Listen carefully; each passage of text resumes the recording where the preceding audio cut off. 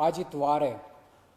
हर हफ्ते हम लोग इतवार के दिन सब लोग दिल्ली के लोग बैठ के तय करते हैं कि लॉकडाउन को आगे बढ़ाना है कि नहीं बढ़ाना, बढ़ाना है तो कितना बढ़ाना है। अभी जो मौजूदा लॉकडाउन है वो कल सुबह 5 बजे ख़त्म हो रहा है। आज फिर से हम सब दिल्ली के लोगों को तय करना है कि लॉकडाउन बढ़ना चाहिए या नहीं बढ़ना चाहिए, अनलॉक होना चाहिए नहीं होना चाहिए। हम सब लोगों को मिलकर ये तय करना है। अप्रैल के महीने में जब ये सेकंड वेव पूरे देश के अंदर आई थी, इतनी खतरनाक वेव थी। दिल्ली सबसे पहला राज्य था जिसने, हम सब लोगों ने ये देखा कि ये वेव बहुत खतरनाक है और सबसे पहले लॉकडाउन देश के अंदर दिल्ली में लगाया गया। उस वक्त ऐसा लग रहा था जब ये वेव आई थी और इतनी तेज़ी से केसेस बढ़ रहे थे कि पता नहीं ये वेव कितने दिन चलेगी, इस वेव से जीत पाएंगे नहीं जीत पाएंगे, कैसे होगा, क्या क्या होगा। लेकिन एक महीने के अंदर 20 अप्रैल को हम लोगों ने लॉकडाउन लगाया था। लगभग एक महीने के अंदर आप सब लोगों के, दिल्ली के लोगों के अनुशासन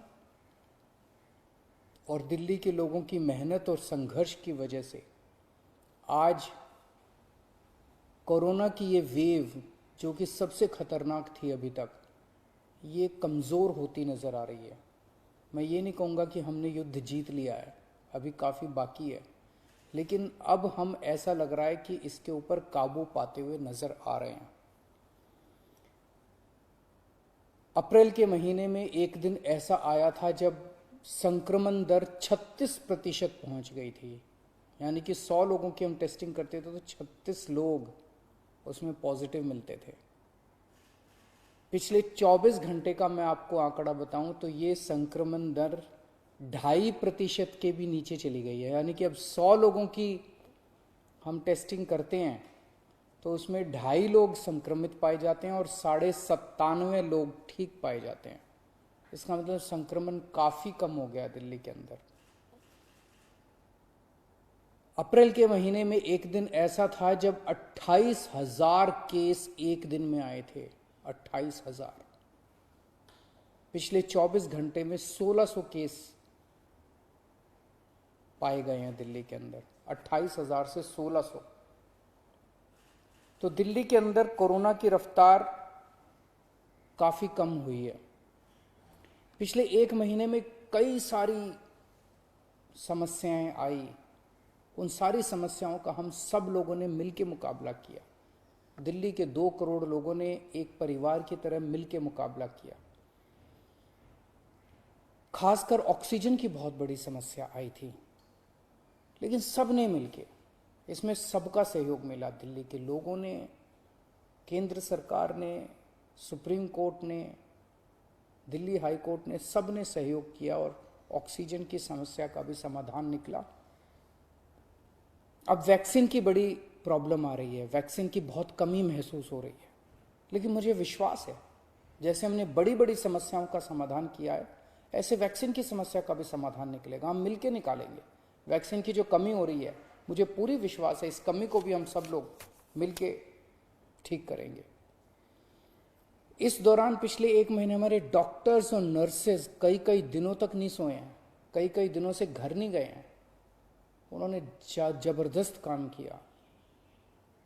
इनमें से कुछ डॉक्टर्स और नर्सेज शहीद भी हो गए।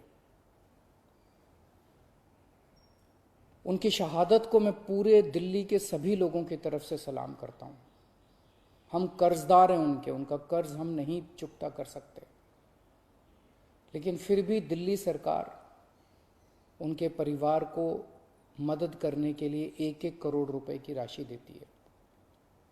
आप लोग देख रहे होंगे, मैं रोज़ किसी ना किसी के घर जाता हूँ, ऐसे किसी व्यक्ति, ऐसे किसी डॉक्टर, नर्स या ऐसे किसी के घर जो शहीद हो गए, उनके परिवार को मैं खुद जाके मिलता हूँ और उनको 1-1 करोड़ की राशि दे के आता हूँ।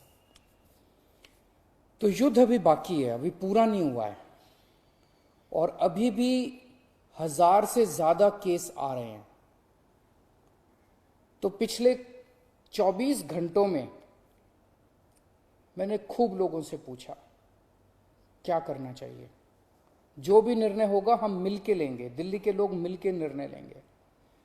तो एक आम राय ये बन रही है लोगों की कि 1 हफ्ते के लिए लॉकडाउन और बढ़ा देना चाहिए, क्योंकि अभी अगर लॉकडाउन खोल दिया और जो कुछ हमने पिछले 1 महीने की इतनी कड़ी मेहनत, संघर्ष और त्याग की वजह से पाया है, कहीं वो खत्म ना हो जाए। तो सबकी आम राय ये है कि 1 हफ्ते के लिए और लॉकडाउन खोल देना चाहिए। तो दिल्ली सरकार ने ये निर्णय लिया है कि 1 हफ्ते के लिए लॉकडाउन और बढ़ाया जा रहा है। अगले सोमवार 31 तारीख की सुबह 5 बजे तक के लिए लॉकडाउन बढ़ाया जा रहा है। अगर केसेस के घटने का सिलसिला इसी तरह से जारी रहा अगले 1 हफ्ते भी, मेरा आप सब लोगों से अपील है, निवेदन है, जैसे आपने अभी तक सहयोग किया, आपने अभी तक कठोर अनुशासन का पालन किया, लॉकडाउन को फॉलो किया, इसी तरह से आप आगे भी जारी रखेंगे, कोरोना के नियमों को आगे भी फॉलो करेंगे।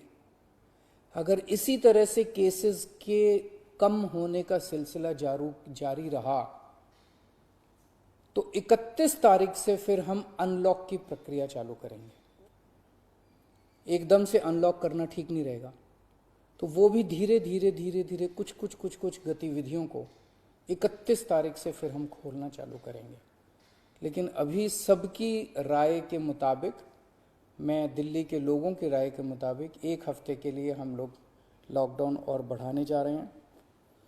इस वक्त हमारी सबसे टॉप प्रायोरिटी है कि किस तरह से दिल्ली के 2 करोड़ लोगों को वैक्सीन जल्द से जल्द लगाई जा सके।